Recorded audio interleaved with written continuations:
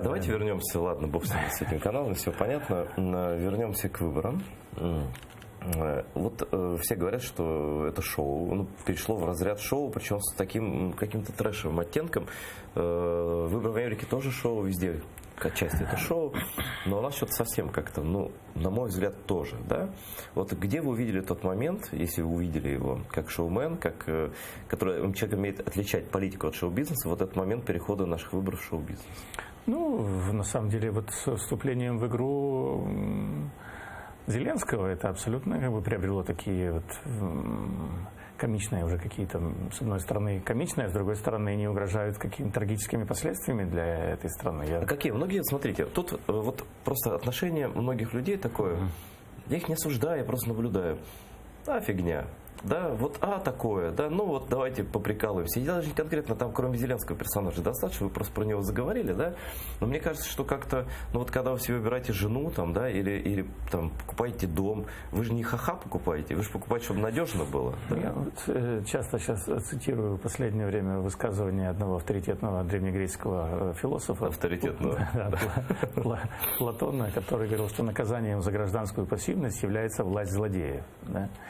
И безразличие к несправедливости приводит к трагическим последствиям, и это справедливо. Но в чем Зеленский вам так не нравится? Потому что это же абсолютно марионетка Коломойского. Знаете, как говорят, что в этом, помните цитату из этого фильма, на его месте должен был быть я. Коломойский меня с 2004 года уговаривал со своими партнерами возглавить сначала там весь холдинг 1+1, потом возглавить политические проекты. То есть он давно хотел иметь шоумена в качестве абсолютно, конечно. Это идея фикс еще там с 2004 года, с нашего тогда нашумевшего проекта «Весель Яйця», из-за которого меня Путин-мейкер Глеб Павловский назвал блокбастер-фюрером оранжевой революции в свое время. И вот у него была такая идея фикс меня сделать генеральным менеджером сначала канала. Что вас остановило, Дмитрий? Нет, потому что я понимал, что в современных условиях в Украине нельзя быть самостоятельным игроком в медиа, ты все равно должен там брать под козырек. И с моей легкой руки Ткаченко стал тем, кем он стал. Я посоветовал его одним из 3 кандидатов вместо себя на эту должность, да.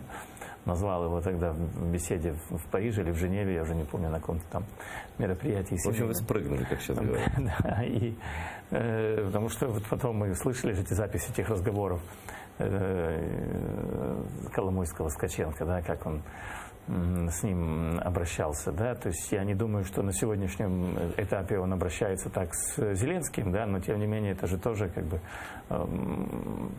перчаточная кукла, как говорят Коломойского, да, то есть он о какой самостоятельности может идти речь, да, если он там регулярно на связи, там отчитывается.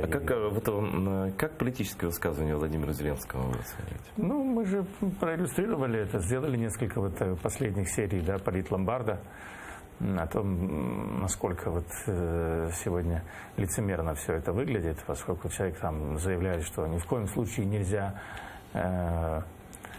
касаться такой очень деликатной темы, как религия, да, когда он оправдывает свои извинения перед Кадыровым, говорит, что нельзя было, конечно, этого касаться, а потом в новогоднюю ночь пародирует Порошенко и говорит о термосе вместо Томаса, автофекалии вместо автофекалии вместо автокефалии. То есть человек настолько лицемерный. Вообще шоуменство и принципы, оно совместимо? Конечно, на самом деле всегда есть, знаете, какая-то грань, которую нельзя переходить. Я всегда говорил, что кроме чувства юмора очень важно, чтобы было чувство меры и чувство такта. Когда ты